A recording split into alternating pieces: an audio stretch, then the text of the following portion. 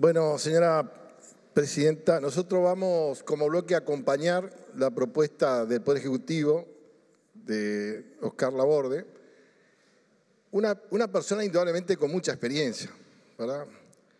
Primero, presidente del Parlamento del Mercosur ad honorem, ¿verdad?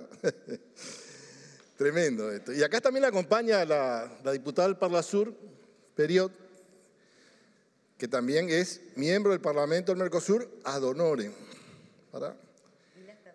Y sí, por supuesto, el parlamentario, y acá también el parlamentario, todos ad honorem, ¿verdad? Y digo por qué, ¿verdad? Porque el proceso de integración que inicia Perón, que supera la parte de las nacionalidades, porque dice, bueno, el proceso de integración, vamos hacia el continentalismo, decía, bueno, hacia el ABC, que es la integración con Brasil y con Chile. Eso fue interrumpido, obviamente, por los intereses que conocemos. Perón decía que la verdadera política es la política internacional.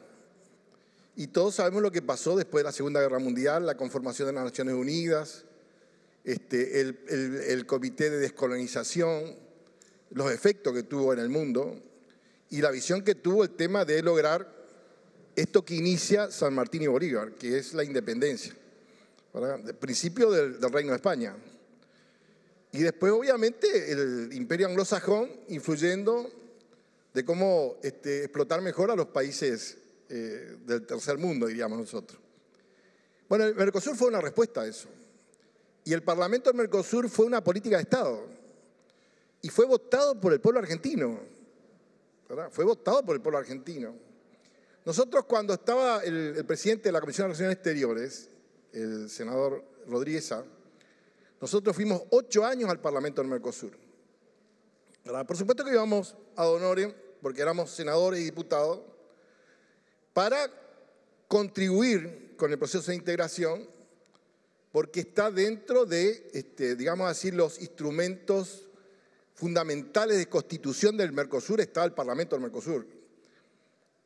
Primero, obviamente, el Consejo del Mercado Común, el Congreso del Mercado Común y después, obviamente, el Parlamento del Mercosur, son instrumentos del proceso de integración.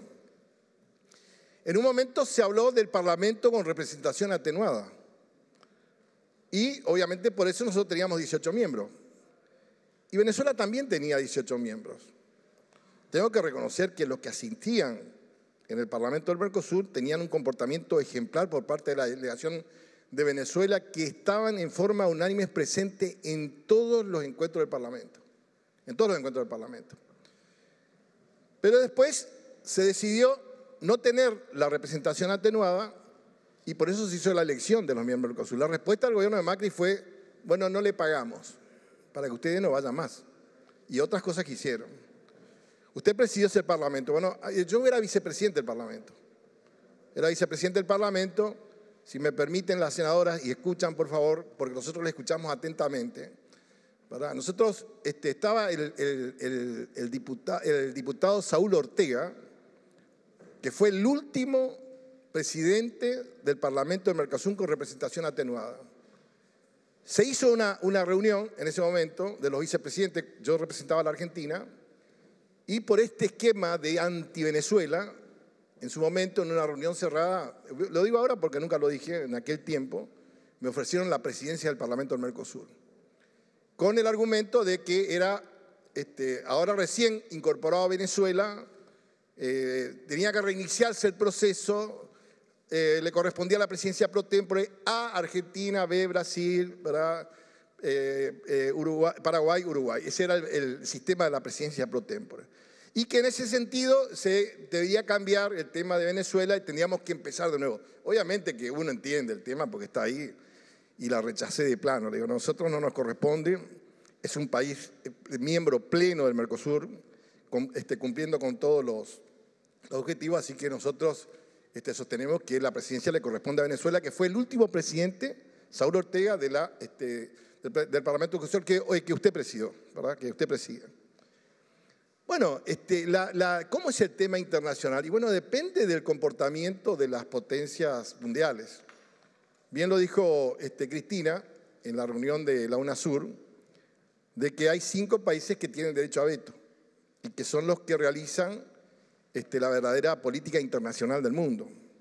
Ahora tenemos conflicto ahí de guerra, porque en su momento el canciller Helmut Kohl, cuando cayó el muro de Berlín, dijo que jamás un país que esté cerca de Rusia va a tener acceso a armas de destrucción masiva y que jamás iba a ser integrante de la OTAN.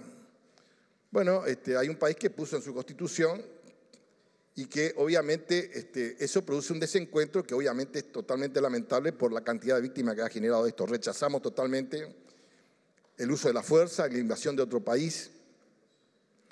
Pero fíjense ustedes de que aquí hemos tenido varios esquemas de ese sentido. Para el caso de Cuba, por ejemplo, cuando Estados Unidos, ante las Naciones Unidas y ante el Alto Comisionado de las Naciones Unidas, le acusa de atropello a los derechos humanos y le hacen prácticamente un bloqueo a Cuba, como decía su presidente Fidel Castro, para rendirle por hambre y por miseria al pueblo cubano. Después tuvo el tema de la crisis de los misiles, que después se resolvió con sacar los misiles de Cuba y sacar los misiles de Turquía, donde está por ir ahora nuestra vicepresidente del interbloque.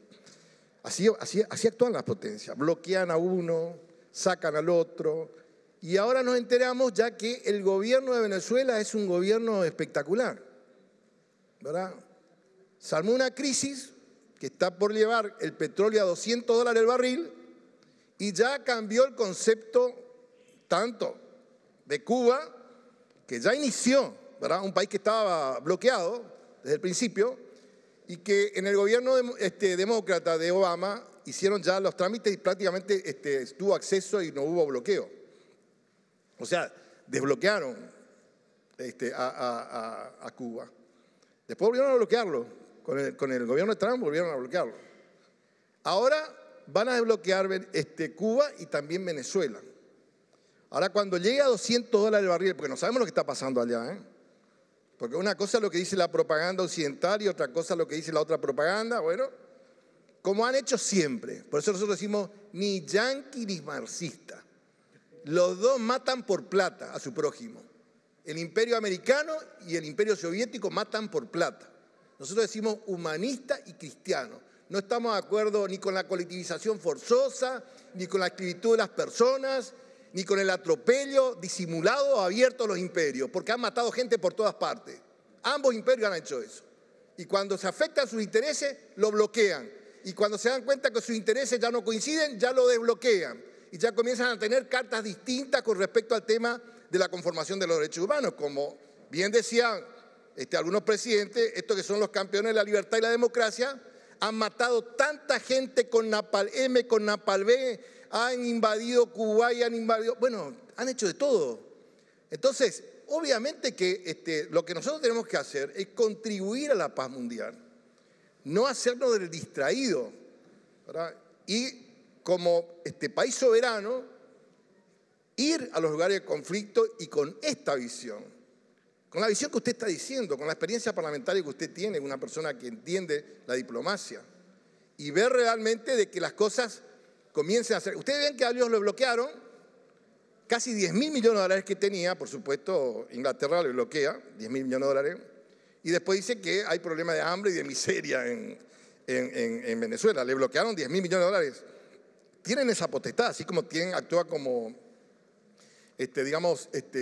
país censores en el tema de la seguridad nacional, seguridad mundial, ¿verdad? En el Comité de Seguridad, actúan de la misma forma.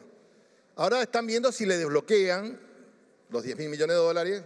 Dice que tiene un mejor comportamiento y que por lo tanto cuando el barril pase los 200, los 200 dólares, yo le puedo asegurar que Maduro va a ser ya el campeón de los derechos humanos, ¿verdad? Pero le firmo esto, ¿eh? Porque todo depende de cómo esté la situación, porque esto va, ya el bloqueo del puerto allí en Ucrania, el problema que está trayendo con el tema del costo de los alimentos. El bloqueo del gasoducto, que hay países que en Europa ya no están de acuerdo con el bloqueo, ¿verdad? Y algunos dicen, no, más o menos estamos de acuerdo. Y utilizan el gas y el petróleo. Esta es la pelea que hay. Entonces, yo creo que la Argentina sí se tiene que ajustar a lo que dicen las Naciones Unidas, el respeto por los derechos humanos, el respeto por las libertades, tender a lo que dijo usted recién, al protocolo de Ushuaia, de que los países respeten la voluntad popular, sistemas democráticos. Y esa es nuestra contribución que tiene a la paz mundial, no a este desastre que están haciendo los imperios.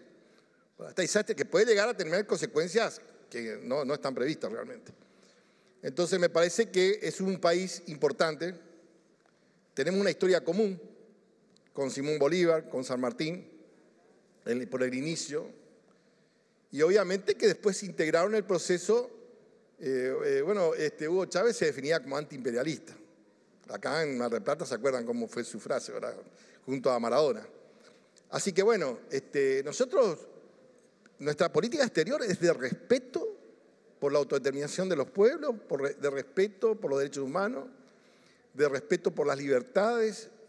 Buscamos la realización, el intercambio, que debe ser un proceso de integración científico-tecnológico, de cooperación, porque ustedes no se olviden de que la doctrina que nosotros combatimos, que empezó con Perón, después siguió con Sarney y Alfonsín, ¿verdad? Porque inicia el proceso de integración el presidente Alfonsín, con Sarney, ¿verdad? Pero con este espíritu, países democráticos, porque ustedes no se olviden por quién estaban avalados los golpes de Estado, por quién estaban avalados los golpes de Estado. Y el principio era de desconfianza y era un principio, ¿verdad?, de confrontación con los países, que fue reemplazado por el principio de integración, de cooperación y por estos principios básicos que decimos que han constituido el Parlamento del Mercosur, que usted ha sido presidente.